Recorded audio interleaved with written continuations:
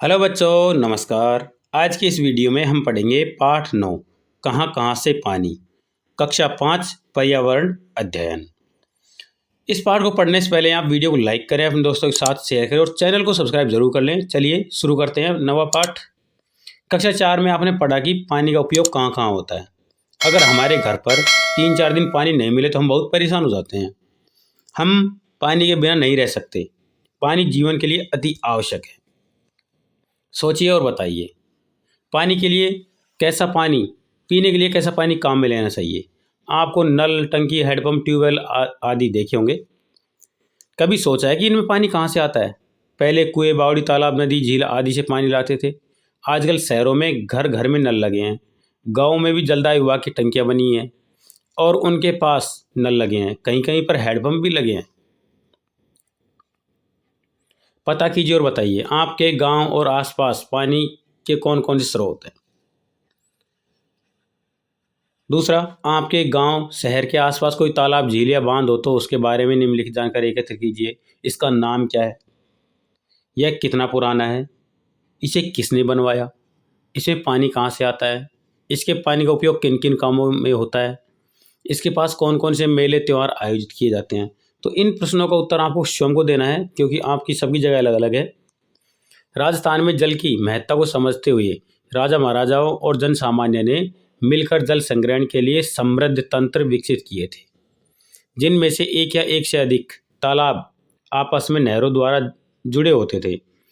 एक एक कर सभी तालाब वर्षा जल से भरते, उसके बाद उस क्षेत्र से जल बाहर निकलता था। इसी तरह घरों में भी वर्षा जल को संग्रहित किया जाता था। पता कीजिए और लिखिए, वर्षा जल के प्रवाह क्षेत्र में आए नालों, नहरों को रोकने से क्या प्रभाव पड़ेगा? क्या आपके आसपास कोई बड़ा तालाब या बांध है? इससे कितने तालाब, नाली जुड़े हैं? इन तालाबों में किस महीने में पानी अधिक रहता है? क्या अलग अलग तालाबों के पानी का उपयोग भी अलग अलग किया जाता है? आजकल झीलों, तालाबों का पानी फिल्टर करके पाइप लाइनों से घरों तक पहुंचाया जाता है। पीने के पानी को शुद्ध करने के कई तरीके आपने देखे होंगे, जैसे कपड़े से छानना, उबालना। आजकल मशीनों से भी पानी का फिल्टर करते हैं। शुद्ध या स्वच्छ पानी पीने से अनेक बीमारियों से बचा जा सकता है। सोचिए और बताइए, झील, तालाब के पानी को फिल्टर क्यों करते हैं? क्योंकि झील, तालाब के पानियों में बहुत सारी अवांछित गंदगियाँ, बहुत सारे बैक्टीरिया, जीवाणु, विषाणु जो भी हमें बीमार कर सकते हैं मिले होते हैं, इसलिए इन्हें फिल्टर करके पिया जाता है। झीलों, तालाबों का पानी किन किन कारणों से दूषित होता है? झीलों, तालाबों के पानी में हमारे घरों से निकले या फैक्ट्रियों से निकले हुए, गाँव या पशुओं का जो मल होता है, उसमें सड़े गले जीव जंतुओं के कुछ अपशिष्ट पदार्थ यदि पानी में मिल जाते हैं, जिसके कारण पानी दूषित हो जाता है, तो इस कारण पानी को फिल्टर करना ज़रूरी होता है। आपके घर में जल का शुद्धिकरण किस प्रकार किया जाता है? तो घर में जल का शुद्धिकरण करने के लिए सबसे पहले आप पानी को छानकर आरओ में डाल दें और पानी अपने आप ही शुद्ध हो जाता है। कभी कभार पानी को उबाला भी जाता है। कलात्मक जल स्रोत, लंबे समय से कुएं, बावड़ी राजस्थान में पेयजल और सिंचाई के स्रोत रहे हैं। विशेषकर बावड़ी में पानी तक पहुंचने के लिए चारों तरफ आकर्षक सीढ़ियां बनाई जाती हैं। बावड़ियाँ जल स्रोत के साथ साथ लोगों को धार्मिक और सामाजिक जरूरत को पूरा करती है तथा प्राचीन कला को भी प्रदर्शित करती है। रामदेवरा की परचा बावड़ी, जालोर की खिन्नी बावड़ी, आबनेरी की चांद बावड़ी, ओसियाँ, भीनमाल, बूंदी, खिचड़ी, आमेर, नीमराना आदि जगहों की बावड़ियाँ बहुत पुरानी है। इनमें से कई रखरखाव के अभाव के कारण खराब हो रही है। इनमें इनके संरक्षण के प्रति जागरूक रहना चाहिए। रामदेवरा में आने वाले तीर्थयात्री परचा बावड़ी के पानी को पवित्र जल के रूप में मानते हैं और अपने साथ ले जाते हैं। झुंझुनू की मेड़तनी बावड़ी प्राचीन, सुंदर और कलात्मक बावड़ी है। यह 150 फीट गहरी है। इनमें झरोखे व बरामदे भी बने हैं। देखिए और चर्चा कीजिए, बावड़ियों में सीढ़ियाँ क्यों बनाई जाती हैं? बावड़ियों के तल में जो पानी होता है उसे बाहर निकालने के लिए सीढ़ियों के द्वारा नीचे तक उतरा जाता है और पानी भरकर वापस सीढ़ियों के द्वारा ऊपर आया जाता है। इसलिए बावड़ियों में सीढ़ियाँ बनाई जाती हैं। यहाँ पर आप कोने में देखेंगे, आपको चांद बावड़ी जो आबनेरी में स्थित है, वो मेरे पड़ोस में स्थित है। उसकी मैं फ़ोटो आपको यहाँ पर दिखा रहा हूँ, आप कोने में देखिए। तो यहाँ पर कितनी सुंदर सीढ़ियाँ बनी हुई हैं। इस तरह से सभी बावड़ियों में सीढ़ियाँ बनी हुई होती हैं। अपने आसपास किसी बावड़ी के बारे में पता कीजिए और लिखिए। इसे कब और किसने बनवाया था, इसका पानी कितना व कैसा है। देखिए, मेरे आसपास चांद बावड़ी है, तो उसके बारे में मैं आपको अभी बता चुका हूँ। आपके आसपास कौन सी बावड़ी है, उसके बारे में आप स्वयं बताइए।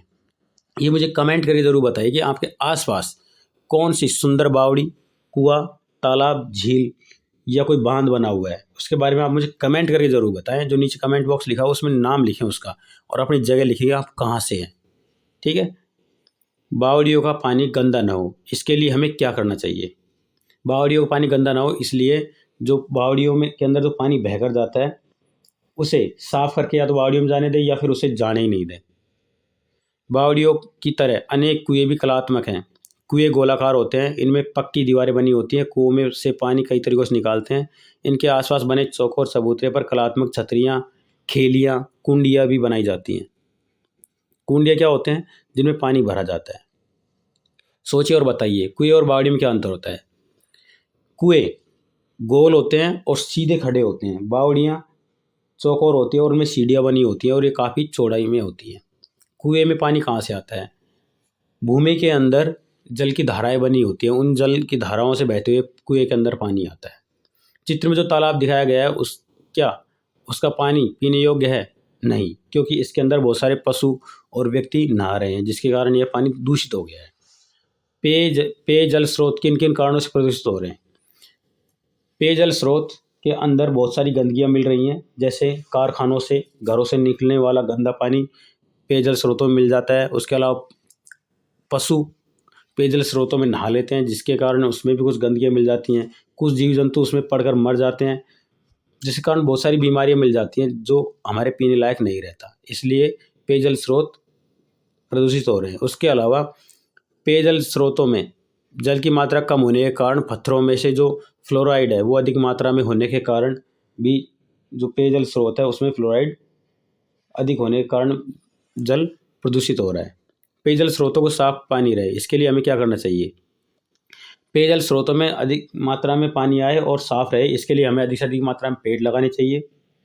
और जल स्रोतों में मिलने वाले गंदे पानी को रोकने के लिए हमें कुछ ऐसे उपाय करने चाहिए ताकि सीधा पेयजल स्रोतों के अंदर गंदा पानी न जाए। बड़े बांध, समय के साथ बढ़ती जनसंख्या के लिए पानी की आवश्यकता की पूर्ति हेतु नदियों पर बड़े बांध बनाए जाने लगे हैं, जैसे बांसवाड़ा में माही नदी पर और कोटा में चंबल नदी पर बांध बनाए गए हैं। ये विद्युत उत्पादन के साथ सिंचाई और पेयजल के स्रोत के रूप में भी काम में आते हैं। बांध से बिजली बनाने का तरीका आप उच्च कक्षाओं में जानेंगे। इस पाठ में हमने क्या सीखा। कुएं बावड़ी हमारे जल स्रोत हैं, हमें हमारे जलाशय व उसके आसपास की जगह को साफ रखना चाहिए। बांध सिंचाई, विद्युत उत्पादन व जल स्रोतों के रूप में काम में आते हैं। अब कुछ प्रश्न है, जैसे पेयजल स्रोत कुआं, बावड़ी और तालाब, बांध है। घर में पानी नल से और ट्यूबवेल से आता है। कुआं गोल होता है और बावड़ी चौकोर होती है। पानी छानकर, उबालकर